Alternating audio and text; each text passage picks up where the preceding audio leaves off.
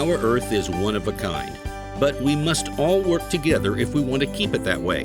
Here at BPU, we believe it's our job to help preserve the environment and build a better future for the next generation. Did you know 48% of BPU's energy comes from renewable sources?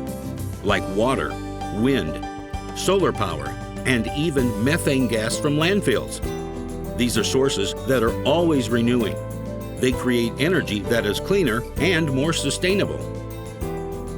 The thousands of panels on our solar farm gather and store energy from the sun and then harness it so that it can be channeled to individuals and businesses throughout Kansas City, Kansas to help reduce our carbon footprint. We also partner with Bowersock Mills in Lawrence as another renewable energy source. This plant creates clean, efficient hydroelectric power by using water. Our wind generators are constantly generating and storing energy by utilizing the hundreds of wind turbines spread across southwest Kansas. And finally, BPU is also taking garbage and creating usable, clean energy. We convert the methane gas emissions from a landfill into electricity.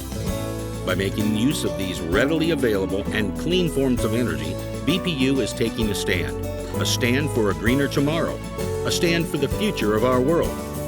At BPU, we stand for the power of community.